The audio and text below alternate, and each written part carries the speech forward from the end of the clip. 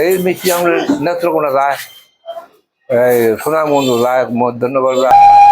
প্রিয় দর্শক, ঘড়ির কাঁটায় এখন ঠিক দুপুর 1টা বাজে। বাড়ি থেকে বের হয়ে আজ যাব সীমান্তবর্তী হাট মহিষকলাই। সেখানে গিয়ে আজকের ব্লগে তুলে ধরব 45 বছরের ঐতিহ্যবাহী গোপাল মিষ্টান্ন ভাণ্ডারের কথা। মোটর বাইকে করে গ্রামের মেঠোপথ ধরে সেখানে পৌঁছাতে আমাদের সময় লাগবে 35 মিনিটের মতো।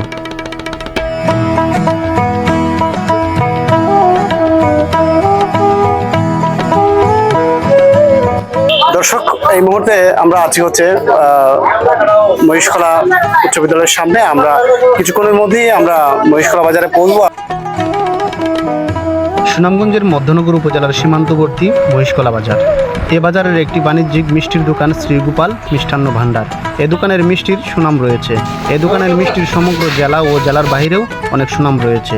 গোপাল মিষ্টান্ন ভাণ্ডারের প্রতিষ্ঠাতা গৌরাঙ্গচন্দ্র ঘোষ 45 বছর পূর্বে মহিষকলা বাজারে এই ব্যবসা শুরু করেন।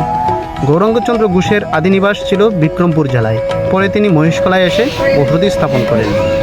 2013 সালে তিনি মারা যান। তারপর থেকে গৌরাঙ্গচন্দ্র ঘোষের জ্যেষ্ঠ ছেলে গোপালচন্দ্র ঘোষ পিতার উত্তরসূরি হিসেবে এই ব্যবসাকে ধরে রেখেছেন।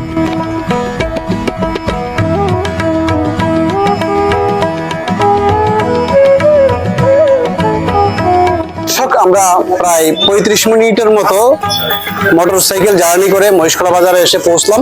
তো এখন আমরা আছি মহিষকলা বাজারের ঐতিহ্যবাহী শ্রী গোপাল মিষ্টান্ন ভাণ্ডার। বাপ থাকতে এই দোকান চালু হয়েছে, ভালো মিষ্টি। এই মিষ্টি আমরা নেত্রকোনা যায়, এই সোনামন্দির যায়, মধ্যনগর যায়। খেলাঘর থেকে। আর এখানকার মিষ্টি কিরকম একটু বলেন তো? জি ভালো। আপনারা কি নিয়মিত নেন? জি আমি সবসময় এই দোকানে আসি। সবসময় আসেন? জি সবসময়। মামা তো জানেন তাই না মামা? জি।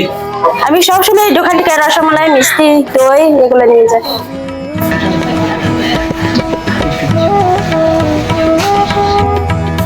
দর্শক, আমরা এখন শ্রী গোপাল মিষ্টান্ন ভাণ্ডারে আছি এবং এটা হচ্ছে মহিষকলার মধ্যে, আপনারা জানেন যে এই মধ্যনগর উপজেলার মধ্যে হচ্ছে একটা ঐতিহ্যবাহী প্রতিষ্ঠান। এবং আমাদের সাথে আছেন যে এই প্রতিষ্ঠানের যে প্রতিষ্ঠাতা শ্রী গৌরাঙ্গ ঘোষের ছেলে শ্রী গোপালচন্দ্র ঘোষ। তো দাদা, আপনি কেমন আছেন?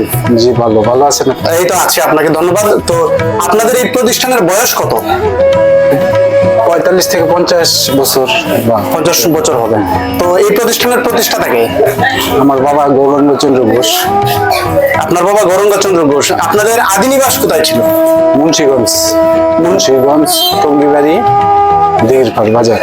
দিঘিরপাড় বাজারে। তো এই অঞ্চলে আসলেন আপনারা কিভাবে আসলে? তো অনেক আগের কথা, তো 50 বছরের উপরে হয়ে গেছে।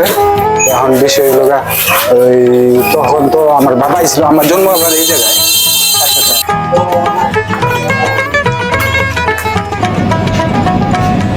মহিষকলা থেকে আল আমিন আহমেদ সালমান।